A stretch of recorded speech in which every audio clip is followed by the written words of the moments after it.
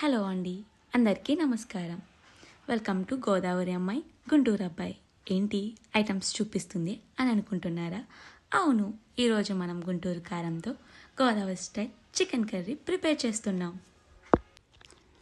Items అందరికీ కిచెన్లో ఉండేవే. ఇంకా మరి ప్రాసెస్ స్టార్ట్ చేసేద్దామా?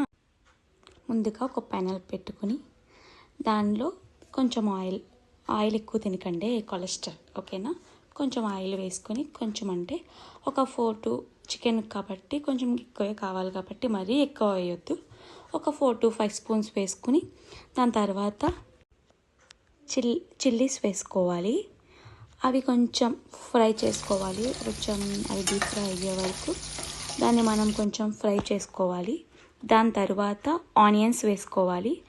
ఆనియన్స్ కూడా మనం తీసుకున్న చికెన్ క్వాంటిటీని బట్టి వేసుకోవాలి. అవి కొంచెం రెడ్ కలర్ వచ్చే వరకు ఫ్రై చేసుకోవాలి. సో ఇలా రెడ్ కలర్ వచ్చిన తర్వాత దానిలో మనం కొంచెం పసుపు వేసుకొని ఒకసారి ఫ్రై చేసుకోవాలి. నెక్స్ట్ వచ్చేసి సాల్ట్ వేసుకోవాలి. ఇక్కడ నేను పింక్ సాల్ట్ యూస్ చేస్తున్నాను. 2 స్పూన్స్ వేసుకోండి. నెక్స్ట్ వచ్చేసి కారం. ఇది ఇక్కడ నేను గుంటూరు కారం యూస్ చేస్తున్నాను. ఇది చాలా స్పైసీ ఉంటుంది. కలర్ చూసారు కదా ఎంత రెడ్గా ఉందో. ఇక్కడ నేను ఒక 2 స్పూన్స్ కారం వేస్తున్నాను. ఇదే చాలా స్పైసీగా ఉంటుంది. ఈ కారం మాత్రం మీరు యూస్ చేస్తే కనుక చాలా వాటర్ తాగుతారు. నెక్స్ట్ వచ్చేసి అల్లం వెల్లుల్లి పేస్ట్. నేను ఫస్ట్ వేయడం మర్చిపోయాను, సో ఇక్కడ వేస్తున్నాను. నెక్స్ట్ ఇది ఒకసారి ఫ్రై చేసుకున్న తర్వాత ధనియాల పౌడర్ మీకు కావాలంటే 1.5 2 స్పూన్స్ వేసుకోవచ్చు. ఇక్కడ నేను 1 స్పూన్ ధనియాల పొడి వేస్తున్నాను.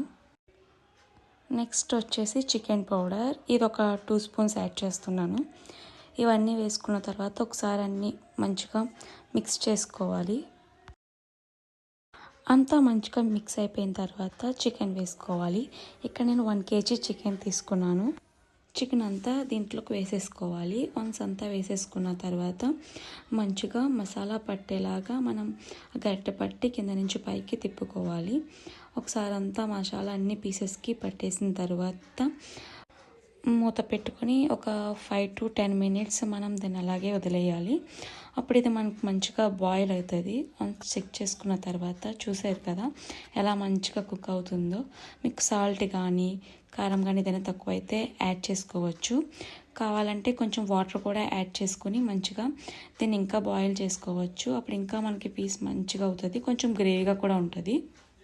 వాటర్ యాడ్ చేసుకున్న తర్వాత ఒకసారి అంతా మళ్ళీ మిక్స్ చేసుకుని ఒక 5 to 10 minutes కుక్ చేసుకుంటే మనకి మంచిగా కుక్ అయిపోతుంది. కుక్ అయిపోయిన తర్వాత చూసారు కదా మళ్ళీ ఒకసారి ఇలా మంచిగా మిక్స్ చేసేసుకుని మనం దీంట్లో కరివేపాకు అండ్ అలాగే కొత్తిమీర యాడ్ చేసుకొని ఒకసారి మళ్ళీ మిక్స్ చేసుకోవాలి. మిక్స్ చేసుకుంటే ఎంతో tasty and spicy chicken curry ready. ఇంకా మనం సర్వ్ చేసుకొని మంచిగా వేడివేడి అన్నంలో పెట్టుకుని తినేయడమే.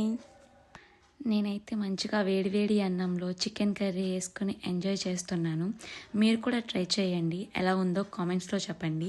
If you really like this video please do like, share and subscribe Godavari అమ్మాయి గుంటూరు అబ్బాయి ఛానల్. అండ్ అలాగే బెల్ ఐకాన్ క్లిక్ చేయడం మర్చిపోవద్దు. Thank you.